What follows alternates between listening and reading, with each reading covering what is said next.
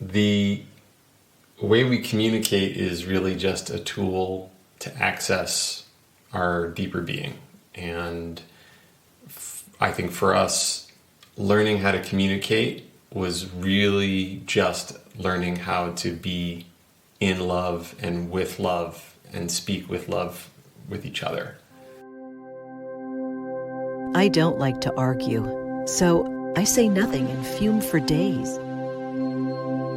How do I set boundaries without sounding like a jerk? I hate the idea that I might accidentally offend somebody, so sometimes I'd just rather say nothing at all.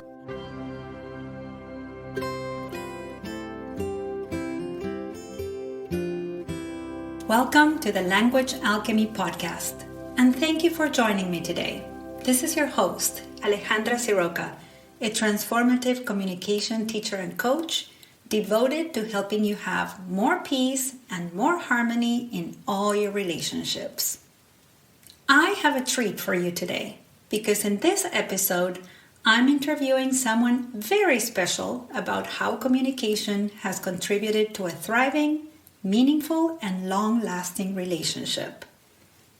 In this episode, I'm interviewing Matthew Siroka, my husband. If you've been following me for a while, you've heard me talk about him as my beloved. Matthew and I have been together since 2004. We were set up by a friend in common, and 48 hours after the evening we met in Cambridge, Massachusetts, and spending probably half of that time talking, doing yoga, and meditating, Matthew asked me if I was willing to open my heart to him. I said yes, and we got married 8 months later. I moved to California, and that was 17 years ago. The relationship with Matthew has taught me and continues to teach me so much about communication. In fact, it was my communication with Matthew that had a big impact in creating Language Alchemy. If you want to listen to that story, you can check out my intro episode. I'll add the link in the show notes. Today, I want to interview Matthew because in my work, coaching couples, people usually ask me about how my beloved and I communicate. So I want to give you a little taste of this. By the way, this is spontaneous dialogue. It's not rehearsed. So without further ado, here's Matthew. Hi, love. Hi. Thanks so much for having me. Absolutely. It's my first podcast interview. Is it? It's very exciting. It is very exciting for me too. Yes. So people tend to think that to communicate well in a relationship, you need to come from the same background. Yet you and I grew up very differently. Yes. You grew up in New York City. And I grew up in the north of Argentina in a small city called Salta. I attended Catholic school from first grade to senior year of high school, and I didn't. That's right. I was raised, I'd say, culturally Jewish. My first language is Spanish. And I can barely speak Spanish. And your first language? English. Yeah. And I can barely speak English sometimes. My family is pretty conservative. Mine's pretty liberal. I come from a tribal culture. I come from the great state of individuality. That's right. I have 2 sisters. I was raised as an only child. There's more of a story there, but I was raised as an only child. And I'm an immigrant, and I'm also seen as a person of color in the United States. And I'm second or third generation born in the U.S., and I definitely walk through this country and the world with a place of privilege as a white male. And I've also worked with language and communication my whole life, and I'm pretty verbose. I'm not sure if I'm supposed to agree with that or not. You don't need to. You do like to talk. I appreciate brevity and concision. So lots of differences, right? Yeah. And yet we are able to keep growing and learning and deepening our love despite our differences. And sometimes because of them. And sometimes because of them. And of course, I would say it's because of the way we communicate. What do you think about that? I know I was probably supposed to say it's because of the way we communicate. And it is in part because of the way we communicate, but, and here's a big secret, Language Alchemy listeners, the way we communicate is really just a tool to access our deeper being. And I think for us, learning how to communicate was really just learning how to be in love and with love and speak with love with each other. We got tools, we learned NVC, nonviolent communication, and some other things. We got some tools, but the tools were really the means to the end, and the end was how to continually show up with each other in a way that we wanted to. Yeah, and tap into that inner essence, that inner foundation, which is love. Yeah. Yeah. And we also have tools. We do have tools. And tools are necessary to get there.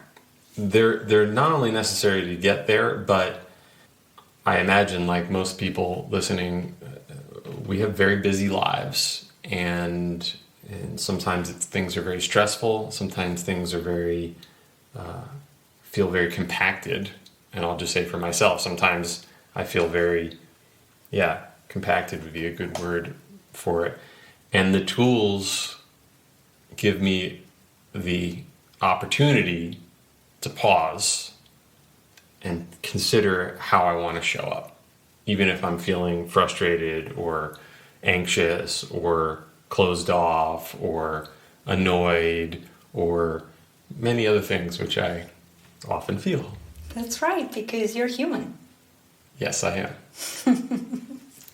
So, if you had to narrow it down, in your experience, how have these communication tools contributed to the thriving and loving relationship that we have to connect to that essence of love, to our deeper being, and bring that forth in the way we communicate?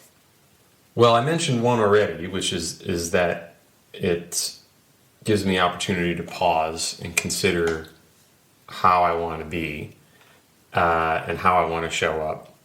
Also in the pause is the opportunity to listen and to really hear what you're saying, and then to consider where you're coming from, and that maybe what you're saying isn't actually what you mean. Maybe what you're really communicating to me is you've had a long day and you need a little time to connect, and that's what you're asking for. You're not actually asking me to do the thing that you're asking me for. And if I can pause and think about maybe what your needs are and where you're coming from, then it gives me the opportunity to choose how to respond.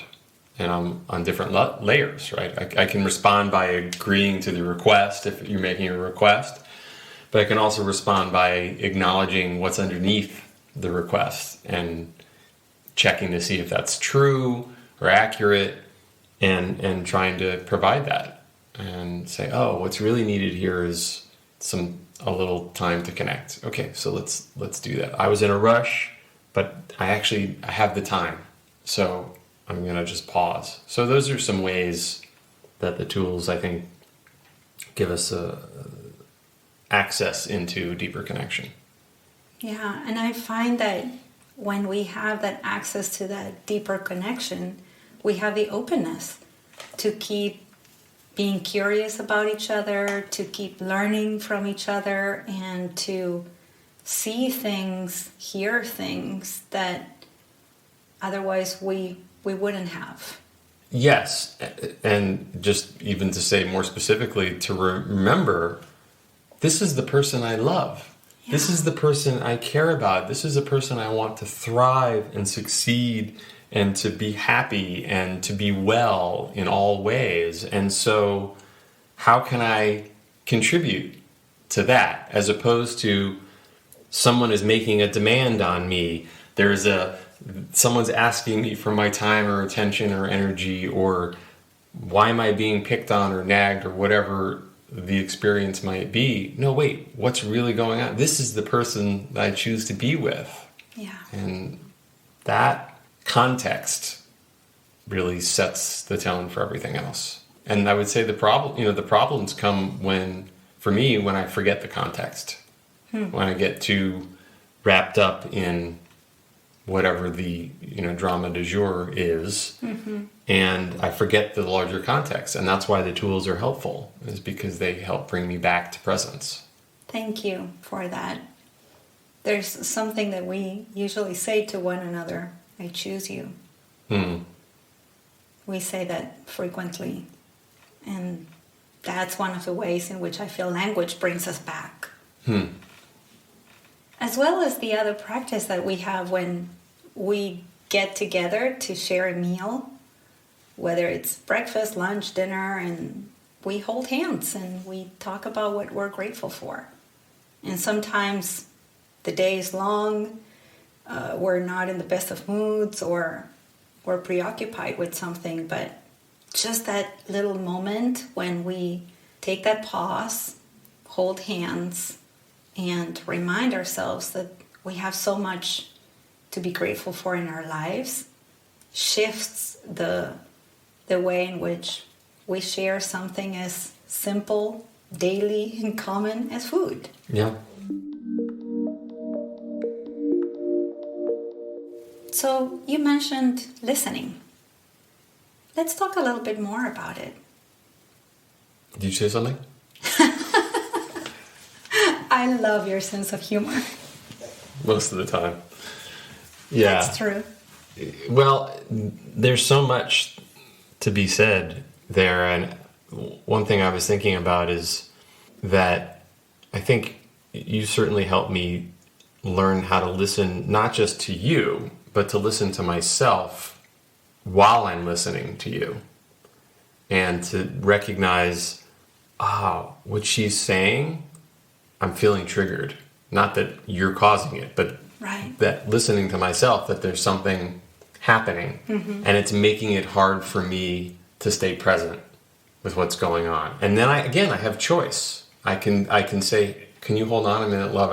I'm feeling kind of, and I want to deal with it, or I can just note it and come back to it and turn my attention back to you. But I have the choice to see, and it also allows me to choose how to respond when I'm done listening and it's time to speak. So that's another aspect of listening that I think that I've learned from you, and makes a really big difference in my ability to not create total havoc in our lives. Well, and our lives that are very busy, and I can, well, first of all, thank you for saying that you learned that from me. And I get, I'm feeling very soft and tender inside hearing that, and very touched. And what I have learned is that when I understand that I have the capacity to hold space for you and to listen, that you share more and more with me from deeper layers of your being. So it's not just like, how was your day? And it was great, or, this or that happened. But when I just make space, and instead of being verbose and filling every second with my words, I just open up to some silence, then I get this deeper sense of connection, this true sense of connection with you, because we make space for deeper things. Well, and also it's an acknowledgement that we have different styles of sharing what's going on for us, and that we have different levels of comfort, and you're ready to jump in where it takes me a while to get there. And so having the space to do that is an invitation, and makes me feel like you're available, and I can take my time to really connect to whatever it is that I want to share. So that's an effective. It's not a technique. It's just that you've recognized the different ways that we are and with how we communicate, and you've adapted accordingly in a way that allows me to be able to share more. Yeah, and I find that you have recognized the ways in which I communicate, and you have adapted as well. You have made space for me without making it wrong that my style is different than yours. Yeah, and also to be able to say, like, when it's too much, too. Yes. And say, like, I'm full. And I learned that from you. And I not only did I learn it from you, but you made it clear that I had permission to tell you that. Absolutely. And that made a huge difference, because I didn't want to do something that I thought would be harmful or hurtful. But without setting that boundary, I wasn't able to take care of my own needs. So you gave me, you made it clear that it was okay to do that, and that was actually a form of love for you and self-care for me. And so now I can take care of both of us in that way. Thank you. Thank you. Thank you for your love, for learning all these things together, and thank you for choosing me. Thank you. Okay, I'm teary now. All right. Well, thanks for having me on the podcast. Thank you so much for coming. I really appreciate it, love. And for you listening, thank you for listening. And if you would like to